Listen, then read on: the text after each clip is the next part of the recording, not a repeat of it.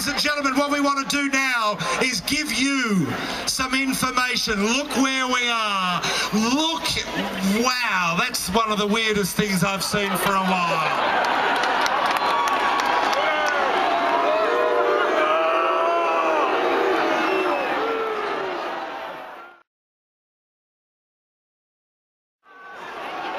Just hope that perhaps they dress that way when the tote reopens.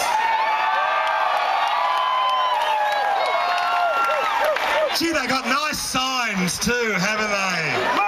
Thank you. We are all in this together. We've got to be united, ladies and gentlemen. Are we together on this? One more time, are we together? I would like to bring out a series of speakers. We are going to start with a man who I saw playing harmonica at the Greyhound Hotel in Swan Street, Richmond, with Paul Madigan and the Humans. He is being accompanied by one of our true greats. Ladies and gentlemen, would you please welcome to this stage Mr. Rick Dempster and Mr. Paul Kelly.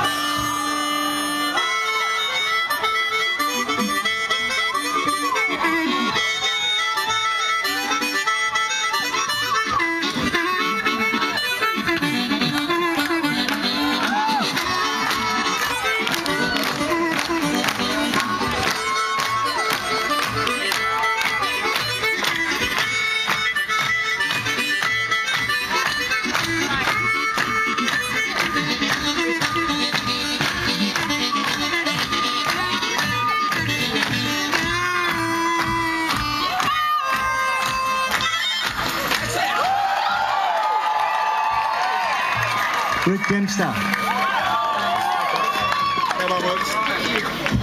I came to Melbourne in 1977 and started playing in small pubs in the inner city. Hearts, Martinis, the Kingston Hotel, out the back of Cafe Paradiso.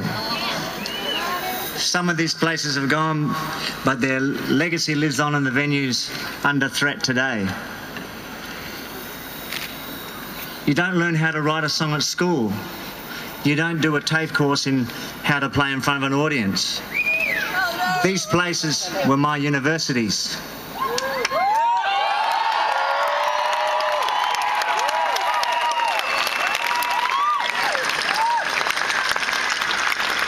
I still go to music pubs and cafes all the time to do some extra study, do a refresher course. And I go to see people like Rick. Rick's one of Melbourne's finest musicians. He's played in lots of bands over the years and given me and many others much joy.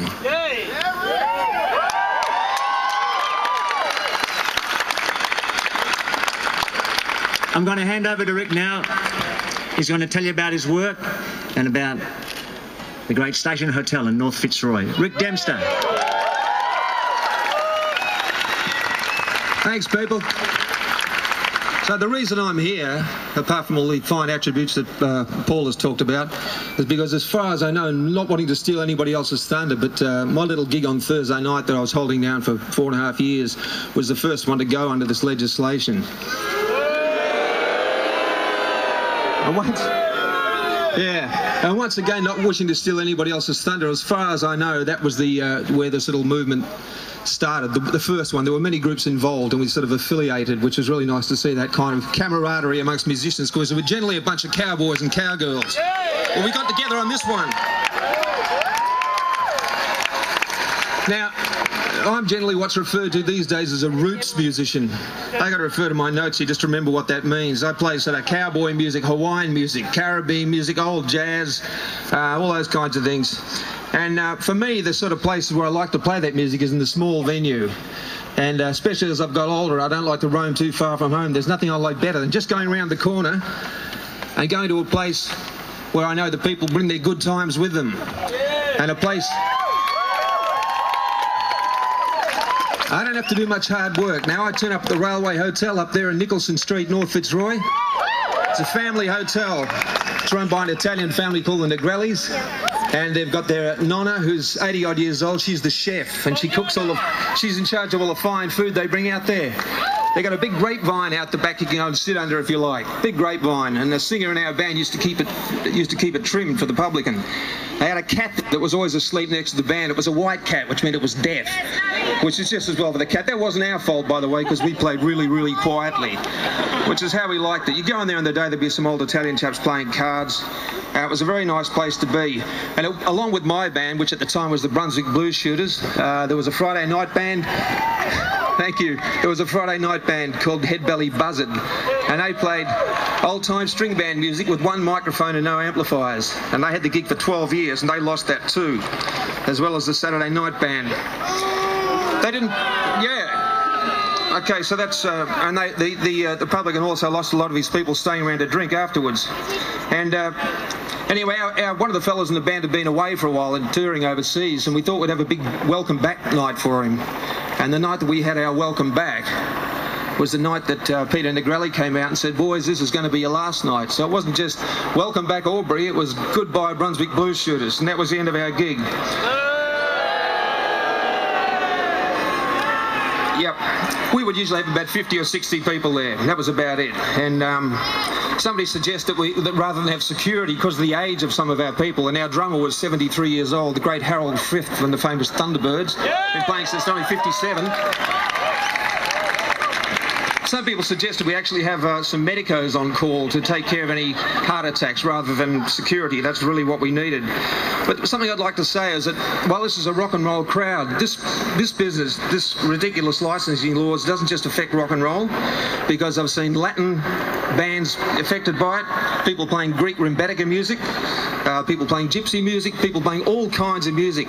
Also, a lot of the musicians you won't even read about in press or beat are jazz musicians, people playing usually trad jazz or modern, whatever, but they play all over the place and you won't read about them. But a lot of those people learn their living from music, and it's affected everybody, not just rock and roll. Now, the last point I'd like to make is that, as far as I'm concerned, the small venue is a centre for community cohesion. People know each other and they're drawn together by the music. Nobody goes there looking for trouble, we all know that. If there's a few blow-ins who may be straight into the wrong place and are looking to start something, they may just as well try to start something in a local church. It's like trying to strike a match against a damp cloth. No chance of fire.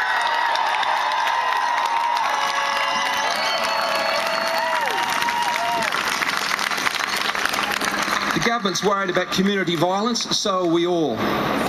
Music in small venues is something that enriches local identity, social responsibility and cohesion. For many of us, it's the nearest thing to real living culture that we can experience.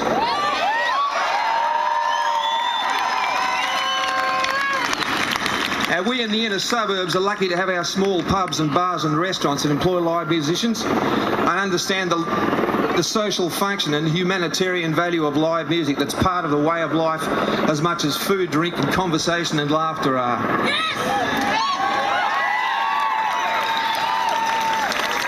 Shortly after my gig folded due to the financial impracticality of employing 2 crowd controllers insisted by the Liquor Licensing Directorate, the same body approved 2 clubs in the Docklands area, one with a capacity of 750 people, the other with a capacity of 1,500.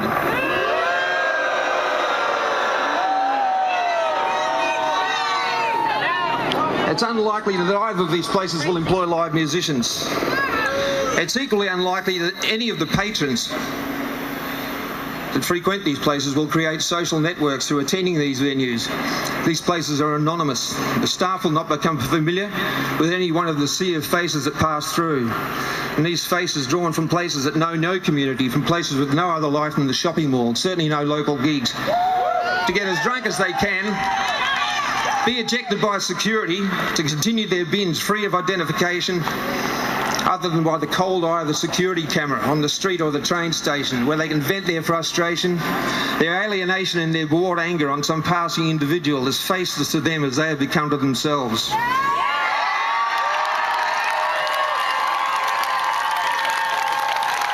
As for me, I'll see at the local gig if it's still there. Listen.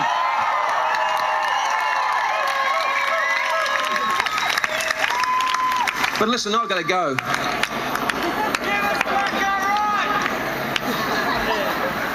I can hear my train coming. It's a steam train.